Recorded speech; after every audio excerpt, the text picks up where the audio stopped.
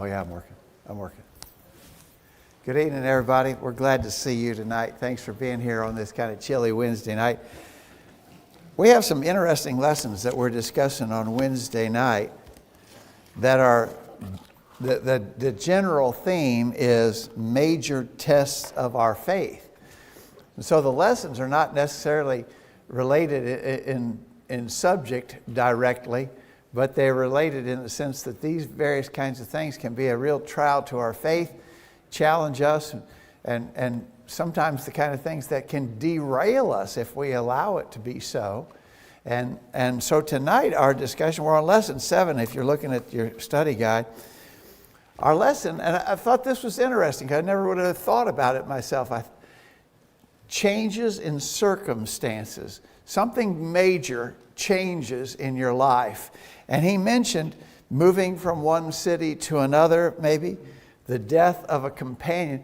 Then he also added, which I thought was really curious, and we'll talk about it, a change of preachers. I thought that was a curious thing to add in there, Josh, that might be a change of circumstances that could affect you. But anyway, the concept here is that big things in life, big changes in life. I think the one that we can relate to, and we've seen people go through it, someone loses a husband or a wife, and it can, life is suddenly just upside down, completely changed. Everything is different.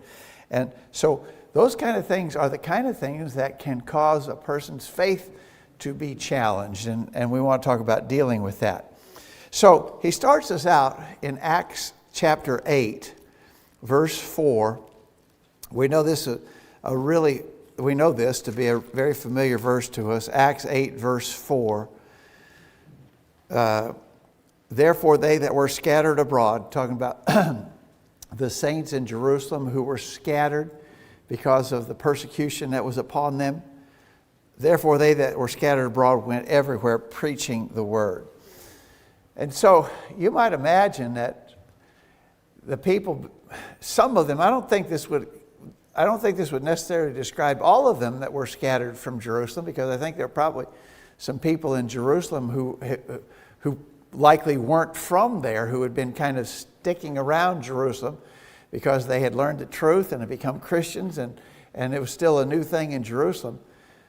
I don't know how, I'm not exactly sure how much after Pentecost Acts, the statement in Acts 8 is. I don't think, it's not terribly long, I don't think. But some of those people who were scattered out of Jerusalem, no doubt, were leaving behind family and friends and homes and jobs, maybe losing touch with everything that was normal in their lives as they were scattered abroad. But they went on preaching the word. So this was a big change, but those people stand to be a really worthy example for us, that even under extreme circumstances and hard changes, they were determined to stay faithful to God, which is very commendable. You would think that there'd be a strong temptation if you were so persecuted that you had to flee. You were so persecuted, you had to leave home and family, all your security blanket, you had to leave behind. You would think if you were that harshly persecuted, there'd be a strong temptation to say, listen, I'm going underground. I'm going to be under the radar. I'm not going to let anybody know that I'm a Christian. I'm going to really step back. But they didn't. Amazing. Yeah, I think this group of people check all the boxes. You know, if you think about changing circumstances, they had a lot of change, not just one, but multiple sort of at one time. But yeah, you would think that they might have shied away. I mean, if I've got that kind of trouble with Jerusalem, I'm gonna get out of Dodge. I'm gonna go lay low. And I don't want any of that trouble again. So yeah. I'll just, I'm not going to certainly not talk about the gospel out loud. I don't want anybody to hear that, or they'll come after me again. Yeah. So I will. Yeah. So yeah, I think you're absolutely right. That really, what a good example that is. We're talking about one circumstance change for us, and when I was thinking about this, but these people they're moving to a different place. Their lives were threatened, their very livelihood. Yeah, they underwent a lot of circumstances that changed. So this is a change in location, or change, moving from one place to another. Have you known through the years, I have, and I suspect you have too, known of situations where people decided, I'm going to go to such and such a place. There's a job opportunity over there. Really great job opportunity for me. I've been making a good bit more money, more responsibility, a lot better career opportunity. Well, where will you be worshiping when you're there? Oh, I don't know. I hadn't looked into that. And they make that kind of decision to move without considering how it might impact their ability to be faithful to the Lord. That's a big mistake. You know, we're not in a situation where we're forced to move because of persecution like these saints in Acts were. But we still move, and people move from time to time. But these people, even under persecution, were determined to stay faithful. I'm worried sometimes that Christians make those choices. Maybe a young person decides to go to a college or a university someplace where there's not even a faithful church anywhere nearby where they could worship. And people just don't even take that into consideration, which is a really, really big problem. You know, I was thinking when you were saying that, I was thinking about Lot. Isn't he probably the classic example, you know, because he thought it looks good towards Sodom. He went that way, and then all the influence of Sodom ended up getting into his family, and I mean, just caused great havoc there. He saw a financial opportunity of the well-watered plain of Jordan, but he didn't think about all the implications for his family. So that's true. I guess I could choose to change the circumstance, or like in Acts 8 verse 4, the decision was kind of made for them. They had to get away from the persecution. Yeah. But they still continued preaching the gospel and not shying away from it. Any thoughts or comments, anybody? Tom? I think in some ways, sometimes that move can add to your faith. Might be a good one. Look at Priscilla and Aquila. They were sort of forced by Caesar to leave Rome, and they came to Corinth. They met Paul, and evidently, was converted there, and then left Corinth, went to Ephesus, and taught Apollos, and then Paul makes reference to him at other times. Good segue. Yeah. So that, Lead right into number 2 there, Tom. Let's go ahead. We'll read those. So those 3 passages mentioned, but they're all really short. all about Aquila and Priscilla. All about Aquila and Priscilla. So the first one is in Acts 18. And so we'll read Acts 18, beginning of verse 24 in just a second. But as we read through these passages, we're supposed to consider the passage about Priscilla and Aquila, and then talk about what are some of the things that are said of them, proving their faithfulness wherever they went. All right, so Acts 18, verse 24, beginning, it says, a certain Jew named Apollos, born at Alexandria, an eloquent man and mighty in the scriptures, came to Ephesus. This man was instructed in the way of the Lord, and being fervent in the Spirit, he spake and taught diligently the things of the Lord, knowing only the baptism of John. And he began to speak boldly in the synagogue, whom when Aquila and Priscilla had heard, they took him unto them, and expounded unto him the way of God more perfectly. Should we read all 3 of them? Yeah, let's just, every time you read it, it's the same kind of report. Okay. All right, the next one's 1 Corinthians 16 that's mentioned. Just one verse. In 1 Corinthians 16 and verse 19. It says, the churches of Asia salute you. Aquila and Priscilla salute you much in the Lord with the church that is in their house. And then lastly, Romans 16,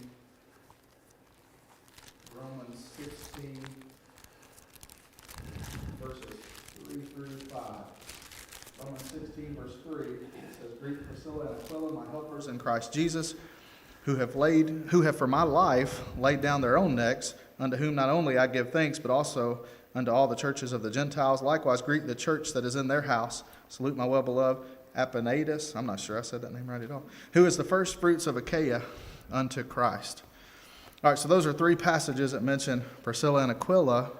Did you pick up on anything as we read through any of those that talked about them proving how faithful they were, no matter where they were? Anybody pick up on anything? Go ahead, Tom. Well, if there wasn't a church there, they invited Christians into their house. And Right. They served in that way. Yeah. So they made sure that they had a place of worship. Right. That other saints could come together and worship with them. Yeah. Yeah, I picked up on the same thing. Well, Paul called them fellow workers, and that's pretty good commendation. If Paul considered me a fellow worker with him, I hold Paul in pretty high regard, and so I would think, I'm a fellow laborer with Paul. That's pretty good. So he obviously thought a lot of them.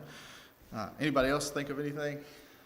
I had a sermon years ago that I preached about Aquila and Priscilla. I just go, just some regular Christians. Yeah. Not apostles, not evangelists.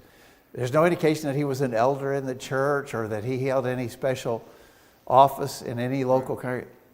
Man, you talk about rock solid people. And the church, in different places, the church meets in their house. Right. And you think about the church meeting in their house, that probably would open them up to scrutiny and persecution. Yeah, that's a target on your back for sure. Yeah. So they're always faithful, moving about. So this question goes with the first one. Moving about, changing locations, staying faithful to the Lord. That's a major change in life, but you stay faithful. Christy?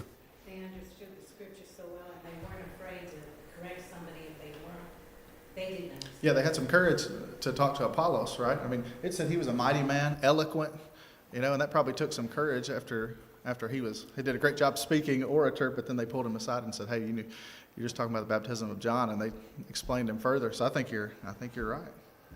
All right, so the follow-up question to both of those. So we talked about the people in Acts 8 who were scattered and took the gospel with them as they went out of Jerusalem. Talk about Aquila and Priscilla who moved around and were always faithful wherever they were found. And so the follow-up question to both of those episodes, what qualities would enable these people to continue their faithful service to the Lord, being taken away from the spiritual environment where they were accustomed? What kind of things do you think, if you were going to analyze the Acts 8 Christians and Aquila and Priscilla, what would you say would be some of the character traits they possessed that saw them through those changes? Huh? Well, you look at Jesus' teaching a lot of times. He was talking to his disciples, and he sent them out there. You think about the rich young ruler that came to him. Well, what do I need to do to have eternal life? He wasn't committed to go through and make the whole, he didn't evaluate the whole cost. Here's it. Aquila and Priscilla understood the whole cost. It didn't matter whether you were here, there, or wherever, or what the circumstances were, that serving the Lord came first. They had counted the cost and they were committed and devoted. I think that's what I wrote down, a deep commitment and devotion, total dedication. Have you ever known a situation, and again, we've all known people who went from place to place, maybe somebody who left here and went there. Have you ever, and I'm guessing you have, I sure hope that when they get to that new place, they'll find a church and they'll be faithful. But in all honesty, you'd have to say, I'm not sure that will be the case. I hope it's the case, but I'm just not sure. And then you've known of other people who went from here to there to another place, and you were just sure that when they had been a strong, faithful, working part of this local congregation, and you had no doubt in your mind that when they got to the next place, they'd be a strong, helpful, dedicated, working part of the next congregation where they were. So I guess the question is, what would be the case with us, each one of us individually? But it boils down to, I think, what Tom was saying, deeply devoted, totally dedicated to the Lord.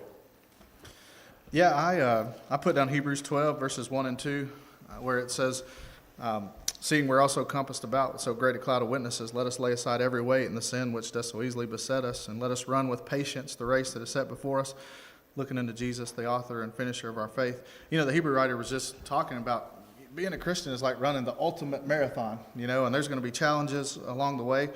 And our race isn't finished yet. We're still running. So we got another opportunity today to be faithful. So I think, running with patience, not just like, I think we misunderstand patience. Like patience is I'll wait my turn in line to check out or whatever. This is more perseverance. No matter what happens, I'm going to keep running the race, and there's going to be challenges. And so you got to have commitment. You got to have perseverance. I put down also on my list of characteristics, sacrificial. Aquila and Priscilla were sacrificial. The fact that they, multiple times when they moved, the church met in their house. Yeah. Well, that requires, you got to be able to put yourself out there That's true. I didn't think about that. Be sacrificial. Anything, Tom? I was thinking about Daniel as well. here Daniel was, you know, he was uprooted from his country and taken as a slave, basically, to, you know, to Babylon. And, you know, he served under Nebuchadnezzar. Well, Nebuchadnezzar went crazy and, you know, things, but, you know, he stayed faithful, came back. Then Nebuchadnezzar's out of the way, his son comes into play, different situation. He still remained faithful. And then that's overthrown, and the Persians come in, and he still remains faithful. So, you know, there are circumstances there, and at every turn, Always somebody tried to do his harm, but he's still Always faithful. always faithful. Yeah, yeah. Good example. Wade? In everything in our lives, we place priorities on everything. And, you know, we know that we have to get up every morning, we have to go to work. That's a priority.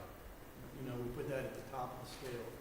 But do we put priorities like reading our Bible, going to church? Is that a priority, or, you know, is it just something we do whenever we want to? Or, you know, I mean, I think we live our lives in priorities. I know at 12 o'clock I'm getting me something to eat. That's a priority. You know, but I mean, and I think that these people, they had priorities.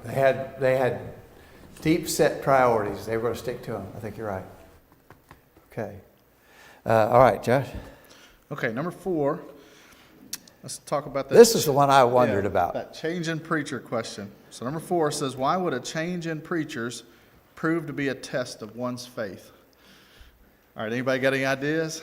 Have you ever known that? I guess we'd ask first, have you ever known a situation Clayton's hand went up so where fast. the local church changed a preacher and it caused some issues? Clayton? Yeah, I mean, I can think of 3 times it was very trying going to church, and that was the first one. We had a full-time preacher, and some people, you know, said, well, we should change, we should get a new one. And others, like, why? What's wrong with him? There's nothing wrong with him. And then he had to relocate and stuff. I mean, he just moved there. And it was very intense and trying. It wasn't enjoyable to go to church for a while during that time. So you're talking about the fact that the preacher change wasn't a pleasant thing. It actually, it was contentious in the local church. I think certainly that's the case. That could be the case sometimes, right? We actually went through a situation like that here years ago before we built this new auditorium. We was still in the old building, and some people just didn't like the preacher that we sent. We had 3 men to search out a man, and he was a good man. He preached everything, the truth and everything, but they just some folks that didn't like it, and they just started leaving, and we got down to about 34 members. It was looking kind of bad after a while. Yeah, okay. So these situations are, you know, where there's a contention in the congregation. Of course, last week we talked about trouble in the local church can be a distraction to our faith. But unfortunately, sometimes that distraction in the local church centers around changing the preacher. Yeah, I know we got a couple more people with comments, but yeah, I think change in general can be difficult. I don't think we like change necessarily, and so even if it's a good change, at least me, I don't know, maybe you are good with change, but Krista knows if I'm changing anything, if we're gonna make a big purchase, oh man, I stress out about it. I think about it for weeks. I mean, so just change for me is difficult anyway. Whether and it may end up being a great thing, but change is just hard. And so I think, you know, you start talking about something like Kristen will have to tell us later what she's Yeah, wanting sure. right now Yeah. that you don't want to change. Right.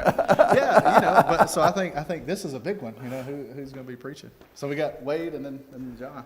So I went to church one time where the preacher was one of the elders, and I think you know probably what I'm talking about, but they decided that they didn't want him to preach there anymore, but he still wanted to preach. And so he left there and went on the other side of town, started another congregation, and pulled people from that congregation over to his congregation. Yeah. And split the church, basically, Yeah. because he didn't want to give up preaching.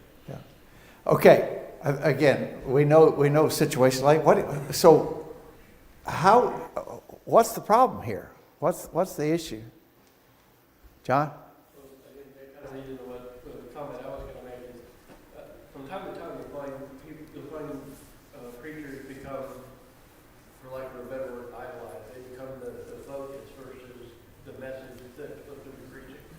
And I know I've seen a couple of those folks over the years. But you get splits and you get all kinds of stuff because people are focused on the man and not the I think that's the problem. They're committed to the wrong thing. You know, if the change in, so I really like this preacher, and he's moving on. Either he's been asked to leave, or he just makes his own choice to go elsewhere. But I really like him, and now I've lost all my fire, my zeal. Well, that would be an indication that somebody is devoted to the man rather than the Lord. Yeah, I think we're in trouble if we get too caught up in following that guy. You know, so if that guy leaves, I'm going wherever he goes. Yeah. And so am I. You know, what's my and I could go and end up worshiping with that preacher wherever he goes. But I think it's just all about what's my focus. Because our first commitment to be, you know, kind of going back to the last question, we were talking about how Priscilla and Aquila were committed wherever they went. You know, Jesus taught in Matthew 22 that you should love the Lord with your whole being. And he's number one. And so it's not, you know, Greg, I think you're a great preacher, but I should love the Lord first. Oh, you know? absolutely. That's my dedication. So, you know, well, we could talk. I don't really want this to get off on a discussion about preachers and all the pros and cons, but we just say that a person who would let a change in a preacher derail their faith has got their commitment to the wrong thing. Right. We could just say that. Right. So, in conjunction with that, go to Luke 24. So I think our author intends this to be an example of how the apostles dealt with a change in the one who was doing the teaching. Luke 24, verse 51. It came to pass, Jesus blessed them. He was parted from them and carried up into heaven. And they worshiped him and returned to Jerusalem with great joy, and were continually in the temple praising and blessing God. So I think that's just a really simple example of a situation where you talk about a change in preachers. This would have been off the chart more than that. The Lord had left. The one who had been their immediate guide and master and teacher, and he's gone. What are they going to do? They're going to be faithful. And so, you know, that's the point. I think that's the takeaway we want there in that episode. Let's go on, Josh. All right, number 6, it says, consider 1 Thessalonians 3, verses 5 through 8. 1 Thessalonians chapter 3, read verses 5 through 8. And the question is, what report did Timothy bring concerning the Thessalonians after Paul's departure from them? So 1 Thessalonians 3, verse 5 says, for this cause, when I could no longer forbear, I sent to know your faith, lest by some means the tempter have tempted you, and our labor be in vain. But now when Timotheus came from you unto us, and brought us good tidings of your faith and charity, and that ye have good remembrance of us always, desiring greatly to see us, as we also see you, therefore, brethren, we are comforted over you in all our affliction and distress by your faith, for now we live, if you stand fast in the Lord. So the question again is, what report did Timothy bring concerning the Thessalonians after Paul's departure from them? Well, he brought news of good news of their faith and of their love, and he said how you keep remembrance of us, and that was a big encouragement to him. So this question is kind of a curveball, I think. Yeah, I think this still goes with the idea of what do you do if there's a change in preacher. Right. But I've said over and over again, I think the two probably premier congregations in the first century that we read about, Philippi and Thessalonica, probably in that order, Philippi and Thessalonica, but they were both great churches. And so you would expect, this is a great church, and you would expect this kind of a report. So I thought it was interesting that Paul said, when I could no longer forbear, I just had to hear how things were going with you all. And so, but he said, when Timothy came and brought the report from you about how things were going, he was relieved and actually, I think, edified in the sense of the good report that Timothy had brought.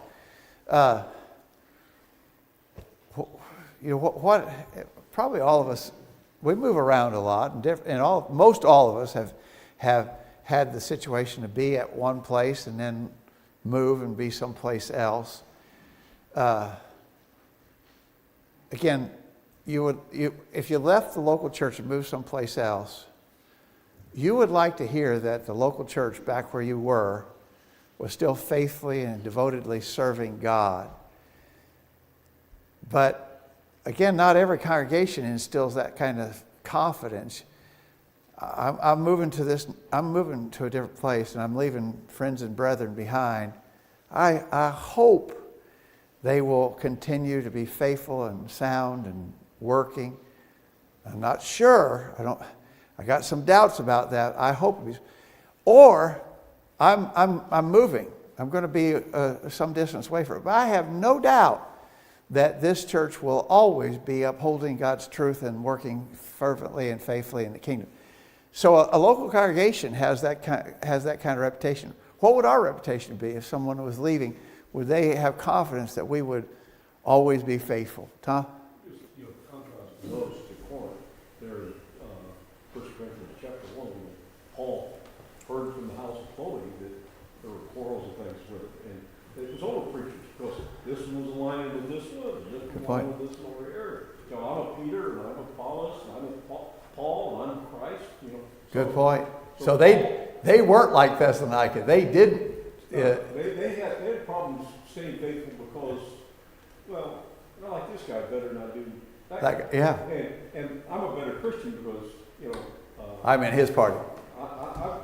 Peter taught me. Yeah, good. That's a good example of a church that would be not commendable on the change of preachers. Clay?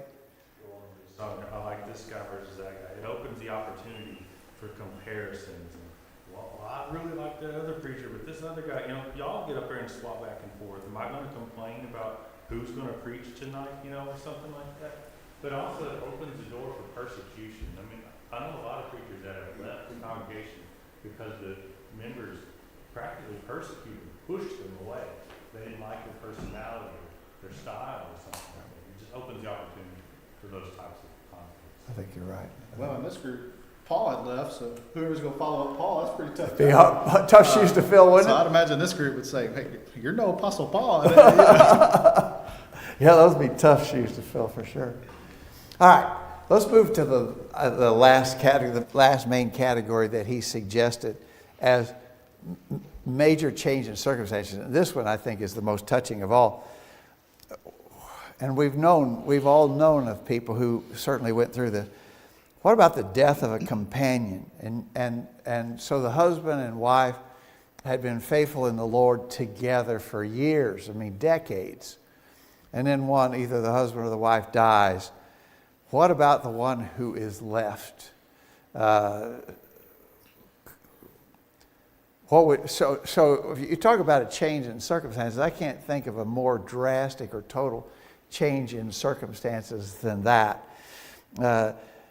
Everything that had been normal before is now not normal. Everything is changed.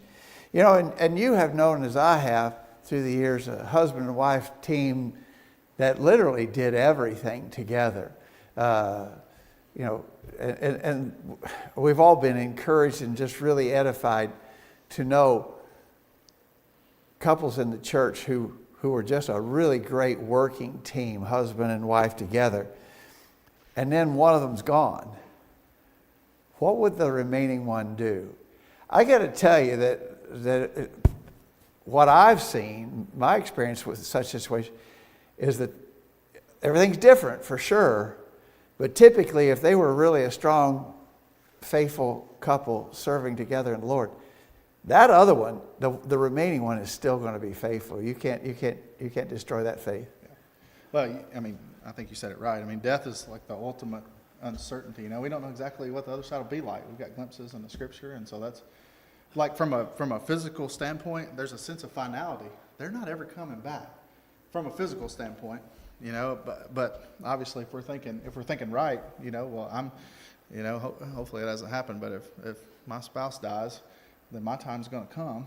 And I think like David, our goal should be I can't bring them back to me, but I can go to them, and I want to be with them again. And so I think we just got to have, actually in 1 Thessalonians 4, the passage that's read a lot of times at funerals, where Paul talked about not being ignorant in verse 13 of those which are asleep, and sorrow as others which have no hope.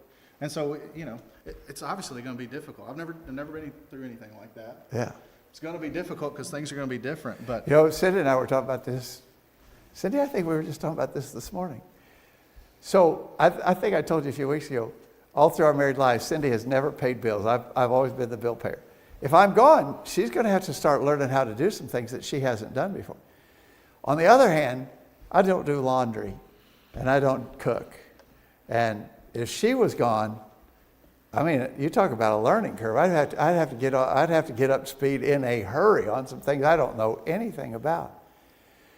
But if we're right, the one thing we don't have to learn is how to faithfully serve the Lord, because we've been doing that all along. And so things would be way, way different. But if we're where we ought to be spiritually, we're not going to have to relearn faithfully serving God. Right?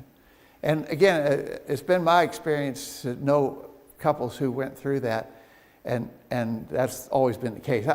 I got to honestly say, I'm not aware of anybody that in my personal acquaintance that lost their faith because they lost their mate. Now that you may know some, and I don't doubt that that's probably happened someplace or another, but that's not been the case in my experience. Any thoughts or comments? Anybody?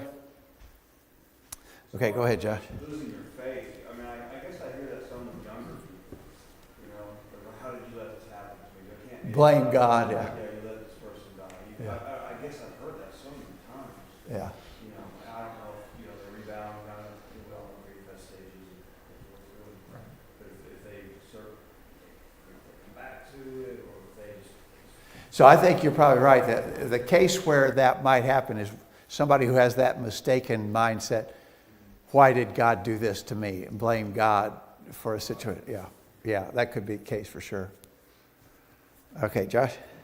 all right, so number 8, it says, can you think of other changes in circumstances that might test one's faith? So we mentioned several: change in location, preacher change, death of a companion. Can you think of any other circumstances that might test somebody's faith? Tom? Sometimes you just, you know, you get laid off, you lose your job, and your means of support is gone. Yeah. Or another situation where you come into a windfall inheritance or something, and how's that affect you? We look at, Yeah. Ananias and Sapphira, you know, they sold the property, they got a lot more money than they thought, you know, like in today's age, you know, he said, I wouldn't expect that, well, we came in a windfall, what are we gonna do with it, you know? They said they were gonna do one thing, but that's not, they kept some back. So sometimes a loss of income or a gain of income can have an effect. So a big change in financial circumstances. Okay, I could see that. You know, they say, tornado, wipe out your house or a fire, they say it's just like a death in the family, you know, that people experience, you know, and get over that. So some huge calamity in your living circumstances, right? Anybody else? I had down there illness. We already talked in a previous lesson about maybe sickness or grief, financial reversals being a test of our faith. But you know, illness can be that a big change. So I've always been healthy. I've always been able to do whatever I want to do. I've never been sick. I've never been seriously sick. I've never been hospitalized. I've been able to go do what I want to do, and now I can't. All of a sudden, this has hit me, and about all I get done now is going to the doctor, and you know, I'm in a deep depression over this. It's really set me back terribly.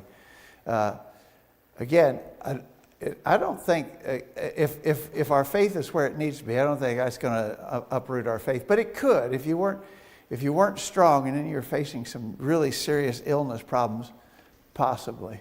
Yeah, I put down family circumstances change. You know, so everything's been smooth, and I've really been able to lean on my family or whatever the case may be. And now all of a sudden, I don't know, maybe a family member loses their faith, or there's just some kind of trouble with the family, and now I can't really lean on them, and now I kind of feel alone. And maybe that causes my. Yeah, I had my that faith on to my be list too, tested. Yeah. because that can be a Right. huge shock to your faith, is if there's trouble in the family, especially if your family are Christians, Right. and you're seeing characteristics and conduct in them that is not what it ought to Kinda be. shakes your foundation. Man, if he's going to be like that, I just don't know. Yeah, what's the point of me trying if, Yeah. I thought they were so strong. Yeah, What a joke. I mean, you take all these. everything. Everything was a major thing. But the only thing he didn't do was move, but, he had everything and he lost everything. And his health was that. His friends ridiculed him. His wife turned against him. It's hard to, I think lot, and we had used him 3 weeks ago as an example too, but lots of perfect example. You talk about changing circumstances, everything in it, literally everything in his life was changed, and yet he remained faithful to God. And he stands out as a great example of faith, the patience of Job, and we're encouraged to be like him in those matters. We got anything else? You think of any other circumstances that change in circumstances that could really test your faith? All right, so the author asks, considering the kind of things we've talked about tonight, complete this sentence. Loyalty to Christ involves what? Being loyal to Christ involves what? I'll give you mine. Okay. I put living faithfully in spite of our circumstances. Yeah, pretty because that's what short- the lesson's pretty about. short and sweet. Yeah, Pretty short and yeah. sweet, yeah. Yeah, I put loyalty to Christ means being faithful no matter what. Yeah. No matter what. That's regardless of a change in circumstances. Sue? I wrote down Matthew 6:33. Seek ye first the kingdom of God. Yeah. You got to set your priorities from the beginning. Yeah. I think Wade mentioned earlier, when we talk about commitment or dedication, devotion, we're talking about how strong are your priorities. And they just got to be, they got to be grounded. I mean, it sort of goes to the old story, as to maybe even just the question about being at church services. You're going to be at church services on Wednesday night? Oh, I don't know. There's a pretty good ball game on tonight, Brent. It wouldn't be bad to be able to see that ball game. I can't decide whether to go or not go. No, that decision needs to already be made, right? I'm going to church. There's no question about that. And when we have our commitment and our priorities and our dedication already established, then actually it frees us up, because we're not always debating. It's not always, we're always tore up in trying to make up. Our mind was made up a long time ago. I didn't make my mind up tonight, whether I was going to church or not. It was already made. It's been made up a long time ago. And if we have that kind of prioritizing, our commitment, our devotion is that strong, then it actually helps us. It really helps us. It takes the conflict away. Greg, I read a story Robert Turner used to tell when he was talking about commitment. He told a story about a pig and a hen that were best friends, and the hen said, "We should eat breakfast together." And so the pig said, "Well, what are we going to eat for breakfast?" And the hen said, "Well, I'll bring eggs, you bring ham." And the pig said, "Well, eggs are just what you produce, but that requires total commitment from me." Yeah. And so yeah, I mean, I think our sentences are real short. Live faithfully no matter what, or in spite of our circumstances. But I mean, it's so true. If you're grounded and you got first things first, then it doesn't matter what storms of life come. I've got my eyes on the goal, and I'm gonna be working toward that. Now that's easy to say, but that's what we've got to do. When you think about we talked about three main categories of changed circumstances. We talked about moving from one congregation to another, changing location. We talked about maybe a change within the congregation, a change of preachers or something else that changes within the local congregation. And then we talked about the big thing of losing a mate. All three of those things, the reality is that all three of those things are going to happen to all of us. It's very likely, not necessarily so, but very likely, because most of us already have changed geographical locations from time to time. There's almost, without a doubt, there's going to be changes within the local church. Within this church, there will be changes. And sad to say, unless the Lord returns, all of us who are married, there's a 50% chance you're going to lose a mate, right? You may be the one that remains, or you may be the one that's gone. But those things are going to happen. And so I guess what we're really saying is, in anticipation of those kind of changes in circumstances, we got to be ready. We got to be faithful no matter what. Yeah. Got anything else? No, well said. We're out of soap.